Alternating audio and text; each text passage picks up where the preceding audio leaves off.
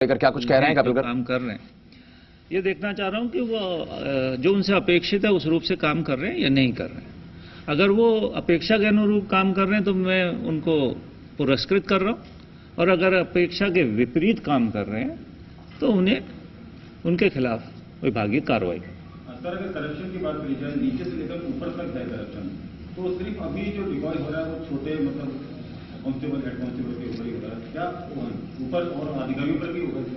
भ्रष्टाचार के मामले में राज्य सरकार की भी एक नीति है कि भ्रष्टाचार बिल्कुल बर्दाश्त नहीं होगा, और पुलिस विभाग भी भ्रष्टाचार बर्दाश्त नहीं करेगा। तो आपने अच्छा प्रश्न पूछ लिया। तो मैं बता दूं, अगर मेरे पास किसी की ये शिकायत आएगी मेरे विभाग के अधिकारी या कर्मचारी के लिए कि वो पैसा या भ्रष्टाचार के रूप में कुछ मांग रहा है, तो मैं उसका एसीबी को हैंडओवर करूंगा। सर, अगर आम आदमी अगर कहीं करना चाहे शिकायत, तो किस तरीके से करे शिकायत की को ये परेशानी हो रही है, पैसे मांगे जा रहे हैं? देखिए, हमारा एक स्ट्रक्चर बना हुआ है, थाना है, थाने के ऊपर वृत्त है, सर्कल, सर्कल के ऊपर एडिशनल एसपी और जिले के एसपी हैं, फिर रेंज आईजी हैं, और फिर मुख्यालय है। तो उनको जहां लगे कि उन्हें विश्वास है वहां जा सकते हैं। और वैसे आमतौर पे मैं चाहूंगा कि वो जिस व्यक्ति के विरुद्ध उनको शिकायत करनी है उनसे इमीडिएटली ऊपर वाले, तो अगर मान लीजिए थाने की है तो सर्कल अधिकारी के पास जाए, वृत्ताधिकारी के पास, और वृत्ताधिकारी के है तो जिला एसपी से मिले।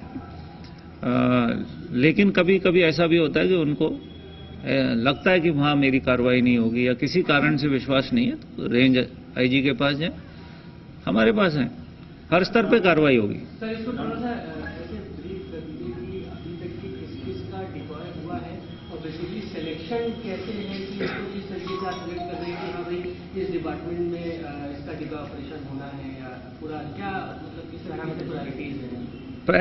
प्रायोरिटीज की बात करें तो देखिए, मैं मानता हूं जिसके साथ अपराध हुआ सबसे पहले उसकी एफआईआर तो दर्ज होनी चाहिए। तो हमने पहला डिकॉय ऑपरेशन यही किया कि हमारी 7 टीमें गईं और उन्होंने एफआईआर दर्ज कराने का प्रयास किया। कुछ एफआईआर दर्ज हुई, कुछ नहीं हुई, कुछ जगह दुर्व्यवहार भी हुआ, तो उसी के अनुरूप कार्य हुआ। मैं समझता हूं कि पुलिस विभाग की इस प्रवृत्ति पे अंकुश लगेगा कि हम एफआईआर दर्ज न करें या टालमटोल करें, और अगर नहीं लगेगा तो मैं दोबारा डिकॉय ऑपरेशन कराऊंगा। उसमें कोई रोक नहीं होगी कि मैं रुकावट आने नहीं दूंगा इस कार्यक्रम में।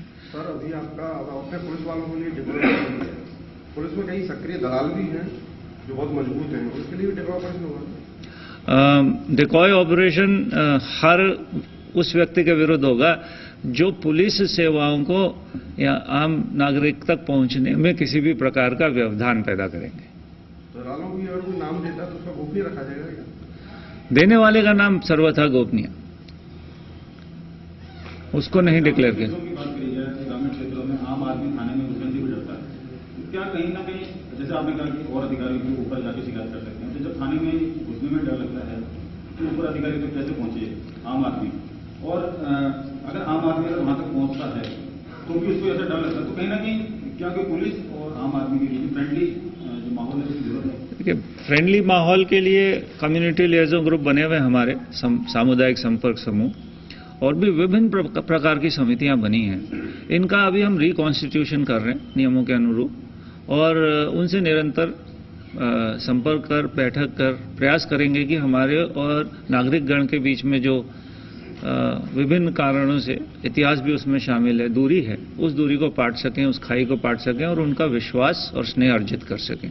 इसके अलावा जो आपने अभी डिकॉय ऑपरेशन की बात करी, ये डिकॉय ऑपरेशन भी मेरा माध्यम है इसका कि मैं गांव के थाने में भी किसी को भेजकर वहां व्यवहार क्या हुआ, एफआईआर दर्ज हुई कि नहीं हुई, ये मैं डायरेक्ट अपनी रिपोर्ट ले सकता हूं। ये भी मैं करूंगा, बिल्कुल रहेंगे, न सिर्फ मुख्यालय स्तर से रहेंगे, हमने जिलों और रेंज अधिकारियों को भी निर्देशित किया कि वो अपने स्तर पर भी निरंतर डिकॉय ऑपरेशन करेंगे। वर्किंग आवर्स जो है वो भी कई बार उसको व्यवहारिक बना देते हैं, इसमें कई जानकारी है डिकॉय ऑपरेशन में कि कई लोगों का व्यवहार ठीक नहीं था, वर्किंग आवर्स बहुत ज्यादा होते हैं, नहीं लगता कि वो परेशान है? ये मैं मानता हूं कि पुलिस का अधिकारी और पुलिसकर्मी अधिक कार्य के उनके ऊपर अधिक कार्य का बोझ है।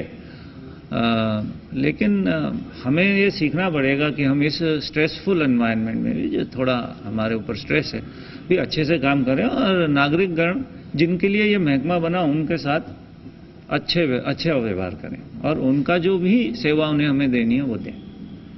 सर, ये कितने रेडार में आए आपके डिप्लॉय के और क्या उनके खिलाफ कार्रवाई हुई है? वो तो आप लोगों के पास सब सूचना है। 2 लोग निलंबित हुए, ट्रैफिक में 1 पुरस्कृत हुए, आपके पास सूचना है। इसी तरीके से जब हमने एफआईआर दर्ज नहीं कराने का एफआईआर दर्ज कराने का प्रयास किया और लोगों ने दर्ज नहीं की, तो उसमें 5 लोगों ने दर्ज नहीं की, 1 ने व्यवहार भी खराब किया। तो 1 थानाधिकारी को उनके थाने से हटा दिया गया है, बाकियों से अभी जवाब तलब किया गया है। सर, क्या आपको नहीं लगता है कि कोई हेल्पलाइन होनी चाहिए 100 नंबर के साथ? मुकदमा दर्ज कराने के लिए कोई की जानकारी देने के लिए आम आदमी डायरेक्टली कॉल करे? तो बहुत सारे नंबर हैं पुलिस महकमे में जिन पे वो संपर्क कर सकते हैं। हम प्रयास करेंगे कि उनको थोड़ा पब्लिसाइज करते हैं, जिससे चौकीदार। देखिए, हमारा जो राजस्थान पुलिस एक्ट है उसमें धारा 48 में एक प्रावधान है कि गांव या गांव के समूह में चौकीदार या ग्राम रक्षक रखा जा सकेगा, जो ऑनरेरी होगा